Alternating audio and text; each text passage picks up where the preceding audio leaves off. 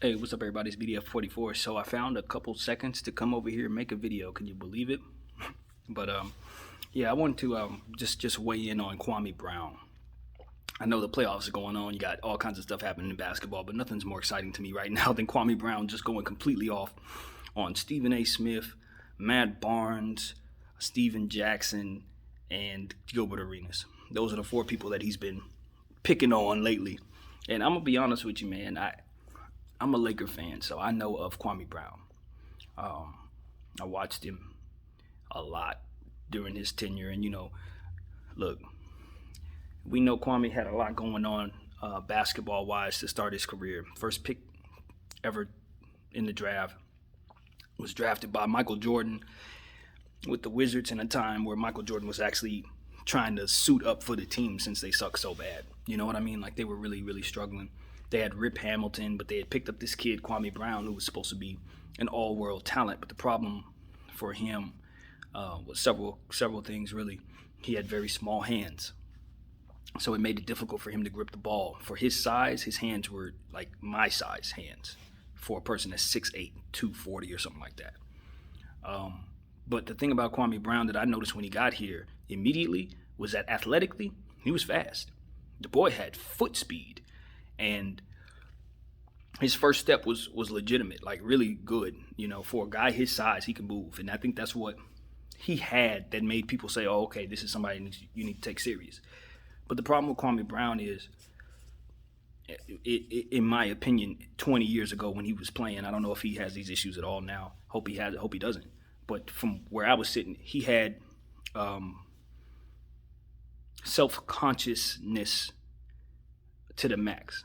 And the reason why I believe that's what it was because I used to have a similar problem to where when you're trying to accomplish certain simple task, in certain moments your anxiety just reaches a complete overhaul, and what you end up doing is instead of paying attention to what you're doing, you're perceiving yourself making mistakes doing it in real time.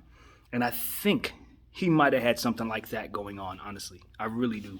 Because it was a couple games where he would just get in his head. He would be so deep in his head, and you could just see that he was struggling with making layups. I mean, there was one play, I'll never forget it. He missed like 6 or 7 layups in a row. He was down there by himself. The defense wasn't even playing no defense. They stayed on the other side, and he just kept missing and missing, pulling the board, missing and missing. And this was not just a one-time occurrence. He would have moments like that where you would just sit there and say, "Man, this dude's really struggling." And it's not just a basketball thing. It's a focus thing. It's a confidence thing. And it was real bad. I don't think I've ever seen an athlete who struggled as bad as he did with that, as consistently as he did with that. Like the person that comes to mind for me, believe it or not, is LeBron James in the Dallas Mavericks final series. Back in what was that, 08 or whatever year that was, where he just clammed up and couldn't do what it is that came so naturally to him. Ended up losing that series. Kwame Brown, to me, from where I was sitting, suffered from something like that on a much stronger scale. It was mostly mental. And some would say that LeBron James kind of hurt his not LeBron James, excuse me, Michael Jordan hurt his confidence by drafting him high and putting pressure upon him at 19 years old to be like the savior of the Wizards, and he just wasn't that.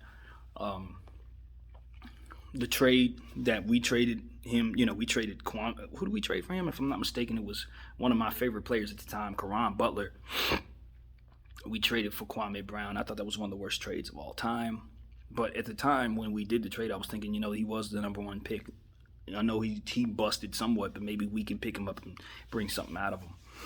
He played with Kobe, and Kobe was hard on him, of course. But I think it's hard. I'm not gonna lie to you. It's hard for me to remember that dynamic. I don't remember if Kobe was supportive of him or harsh on him. A part of me thinks he was supportive, like really supportive of Kwame. So I don't remember. I just had to plead ignorance.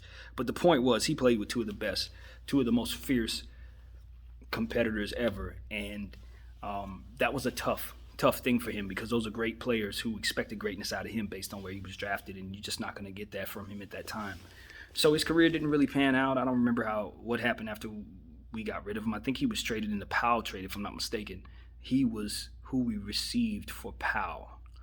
Um, yeah, we traded for Powell. We gave him and Marc Gasol rights at the time. He wasn't a Laker yet. We gave him to the Memphis Grizzlies for Pau Gasol, and that's the rest is history. But Kwame Brown has since, retired, moved on with his life. He's kind of found a YouTube following, and over the last couple of days, he's just been going completely viral, like crazy viral, with his different rants that he's going on about these four guys. And from what I understand, what stemmed it was, I guess, on All the Smoke, his name was mentioned, and Matt Barnes might have tapped Steven Jackson's knee if they were clowning him or something. I didn't see the episode, so I have no idea what happened.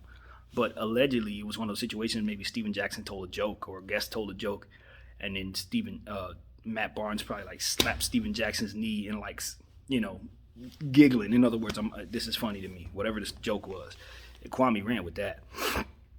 And what's happening now is Kwame is like the hottest thing on the internet, so he's continuing to keep it up. You know what I mean? So we got just rants after rants after rant. We had a whole hour rant with him getting on those guys. I haven't seen the whole thing yet. And then he came out with several responses, and since has had another response today. So he's really running with this. And I'm not going to lie, he's found his calling, dude. I mean, he wasn't necessarily as successful as he'd like to be in basketball, but as a talking head, I think he's as captivating as anybody talking right now. I mean, he's got this super Southern accent, remind me of my daddy type Southern, real Southern boy. And he's talking shit, like literally talking shit, and he's harsh. He ain't playing games at all. He is calling people out. So, hey, I don't, I don't know what else to say other than that. I have to listen to his rants to really tell you what he's saying. But I think he's highly entertaining. I've enjoyed it. So, yeah, for whatever it's worth, man. Anyway, my name is BDL44. Thank you guys for watching. I'm out.